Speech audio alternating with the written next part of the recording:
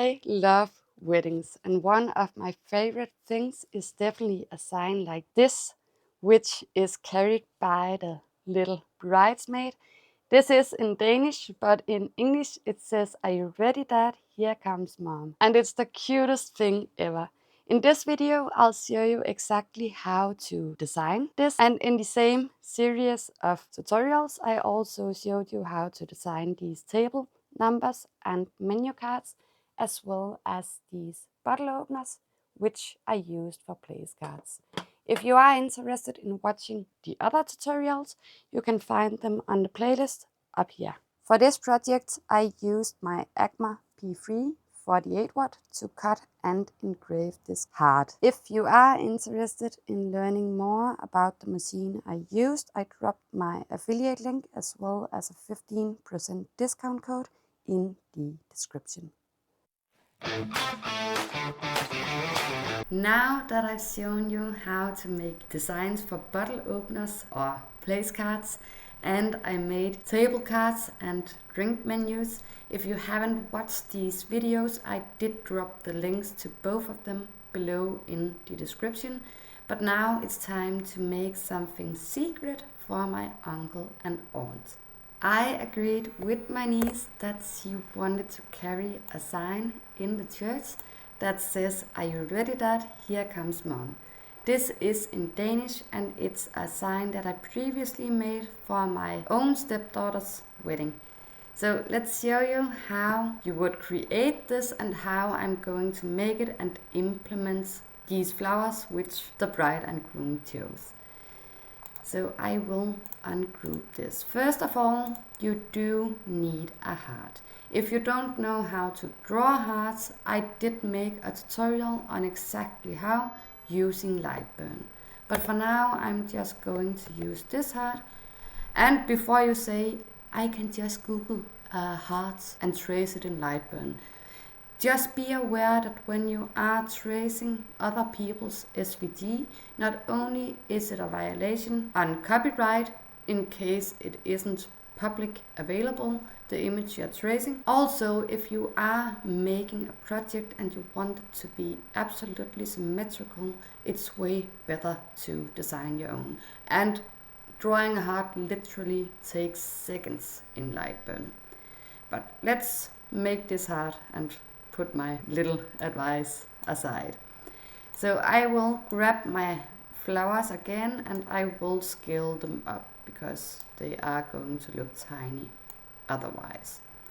Since it is my uncle's favorite daisies and my aunt's favorite impatiens, I will add in some more daisies than I will with the impatiens.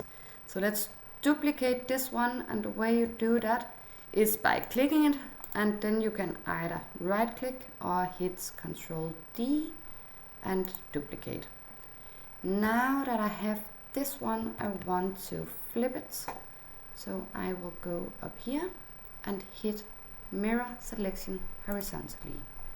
So now they are mirrored and I can move them over here.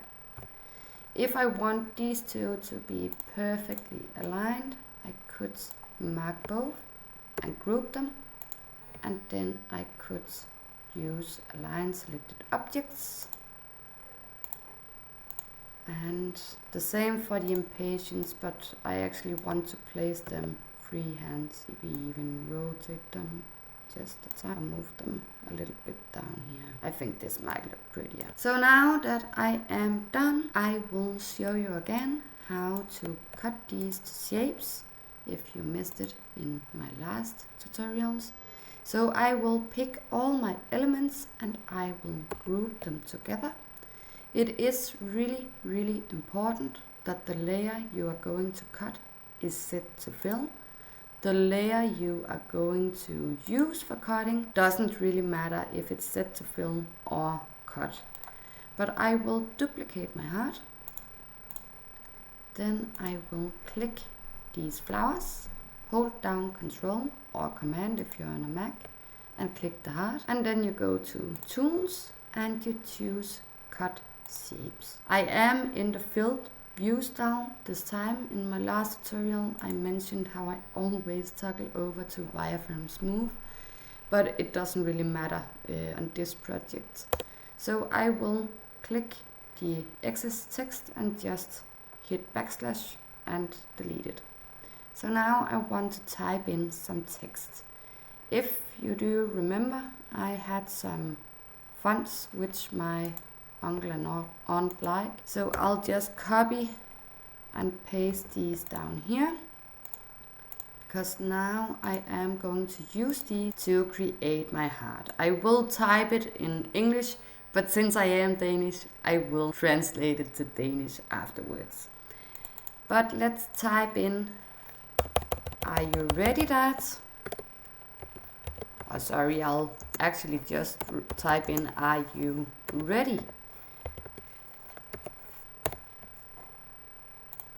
I will duplicate this one, Control D or right click duplicate, and I will delete this text and type in, here comes, and with my other font I will write that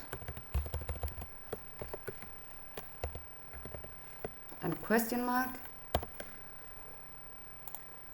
I will actually see if I can position these about where I want them now, because that will make it a little easier to scale up everything.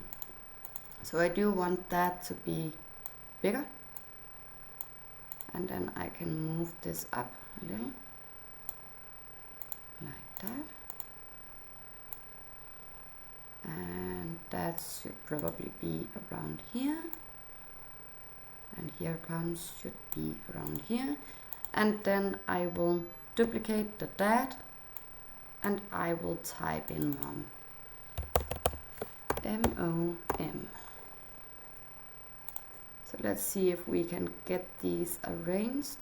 I might have to cut off a little more of my flowers down in the bottom here, which I'll just do. So I will ungroup everything and I'll make sure that my flowers are grouped. Whoops, they weren't. And this is why I like to be in the wireframe smooth. So if you go to window, you can toggle on wireframe smooth and fill smooth. Fill smooth will give you a vision of how everything looks, where wireframe smooth will make this kind of line design, and it's a lot easier to work with if you are in this view style. The reason why it didn't work is because the outer shape of these flowers is still grouped to the rest. So I will hit ungroup and then I will group the flowers. And before you say that I could just toggle over fill to line and achieve the same effect, when you are cutting to shape, you do have to be in the fill layer. Because if you're not in the fill layer, these edges where you cut will remain open. So you have to be in a fill layer before you cut to shapes. So let's see how this will work. I think I might want to move them a little over here. And I think this will look pretty. So once again, I made sure that these flowers are grouped. I will duplicate my heart once more.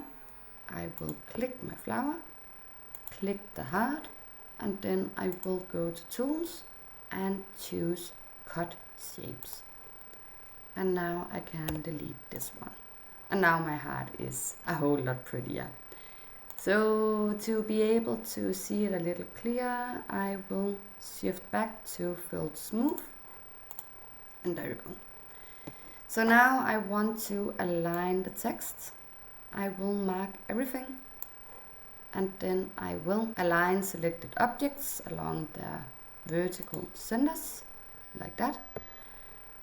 And I want to make sure that the distance is the same between all of these. And for that you can actually use this distribute selected objects vertically on centers. So now they are evenly positioned. So I will group and I will click my heart and I'll again align it to the middle. And that's pretty much it. I will make all of this red, since black is my cut color, red is my engraved color, and blue is my color for scoring. So now I can just send this to my laser and engrave cuts and give it to my little niece. I really hope that you liked this video. If you did, please give it a like and please subscribe to my channel. I always love to make these tutorials, so if you have any requests, please comment below and I'll be more than happy to make a video for you.